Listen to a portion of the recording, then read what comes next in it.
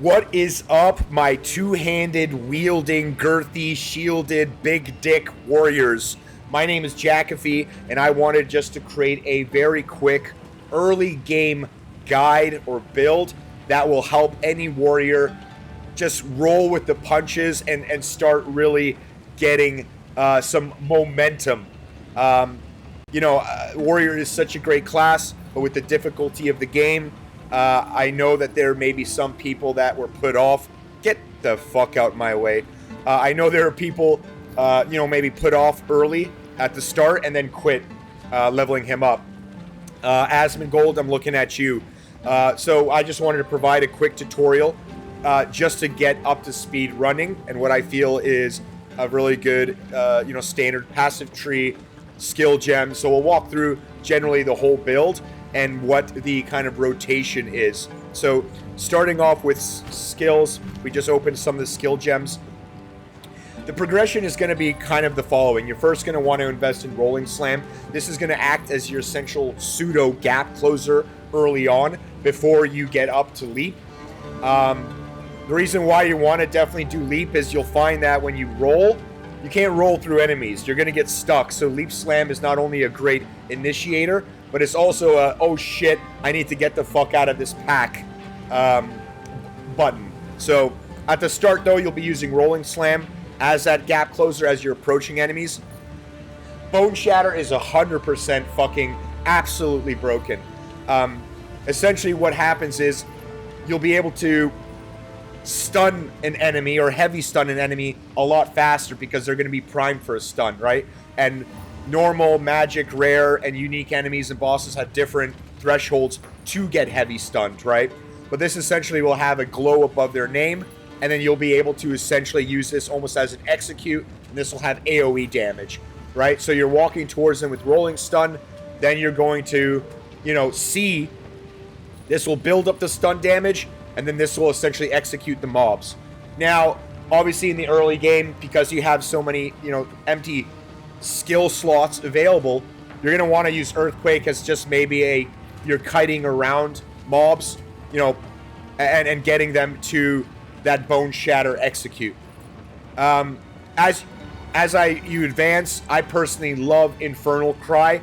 This just bodes really well with the kit, right? You're rolling in there with Rolling Slam. You proc then Infernal Cry, then they'll be ready for stunning, and then you execute with this, and then this will proc the fire damage and have everyone combust. That'll be the general rotation. As you level up, Perfect Strike is so fucking broken. This will be your big dick single target hit.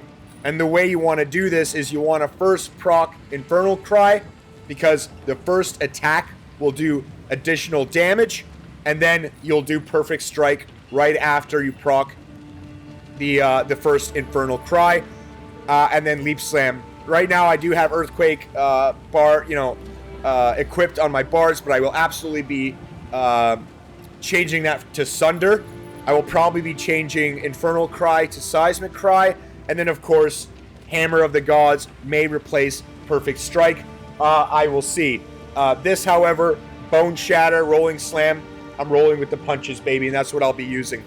If we look at skills and their support gems, Raise Shield, this is going to be an excellent defensive maneuver you can use, especially against bosses that have projectiles that are literally happen directly in your fucking face. And I feel like one example of that is the Monastery guy, right? The Praetor guy, for example. So this I do use just so that if I am in front of someone and I'm unable to dodge, let's say a quick projectile, I will raise the shield. Mace Strike will function as your primary single target damage when you don't have, let's say, Perfect Strike or Hammer of the Gods, right? Don't underestimate how powerful this is. In terms of what I like to do is I like to grant Rage. If we look at what Rage is, right, Rage is going to build 1% more attack damage, and that stacks up to a maximum of 30. I also like to inflict bleed, right? If we go down to Rolling Slam, I like to essentially have this build up more stun. And then I like to have Ancestral Boost. Ancestral Boost essentially applies 20% more damage in area of effect damage, so applying that stun to more mobs. Earthquake at this time, I am essentially using 30% less skill effect duration so that it pops up faster. Regarding Bone Shatter, this makes it so that I create an aftershock when the enemy is heavy stunned. And this obviously allows you to heavy stun enemies a lot faster because you can do this when they're primed for stunned. And then, of course, having this do 40% more damage against enemies that are low life essentially acts as a massive execute that allows you to proc that AoE, increased AoE damage across the board. For Infernal Cry, I like to have it so that it has a larger area of effect, obviously, so it applies it on more mobs, and then have 50% more damage. This applies also on the combustion as well. I don't use Molten Blast. Herald of the Ash is just a buff that I have, so if I overkill enemies, which tend to happen again when you're running in and rolling, slamming, and then having the War Cry and then the Bone Shatter, right? This overkill damage will be applied on other enemies, right? It ignites other enemies nearby. For my Perfect Strike, what I like to do is increase extra fire damage and then have the ignite duration last 100% longer. And then, of course, Leap Slam, I like to do the Endurance, which helps to fully break the enemy's armor. So not ideal at this moment, but it's just what I have. Again, at the end of, I will be releasing a more complete warrior build. This is, again, just to get you guys started. And then, of course, as I mentioned before, I will be building towards Sunder to replace Earthquake, Seismic Cry to replace Infernal Cry, but I will be playing around and testing that, and then Hammer of the Gods to replace Perfect Strike. But again, to be tested. This is just ridiculous. It's not only the big dick damage on like the burst, but the fucking like damage over time is ridiculous. So that's the general skills and their support gems. If I look at the passive skill tree, I ended up going the melee damage first instead of the stun buildup because I found the stun buildup is very fast regardless. And then I went down here just to get an extra amount of defense. You'll find that it's kind of a balance. You'll do a lot of damage, but then you'll start taking a lot of damage. So anytime I start feeling like I'm becoming too squishy, I start going into some of the more defensive nodes. Then I picked up here for, again, increased damage against heavy stunned enemies, and I am going to be doing the Titan Ascendancy. So I will leave another link below into the general nodes I will be taking. And then I went here, as you can see, and the first thing is the Singular Purpose and Shockwaves, just to enhance a two-handed oriented playstyle. And then I swapped down here to get some extra defense. And then you'll find that as you're getting towards the other acts, you will actually have some of your abilities like Rolling Slam prevented from actually doing it because they'll actually stun you, right? They'll actually interrupt or stagger you. So I find that this was very helpful. The way I'm going to build is probably towards down here.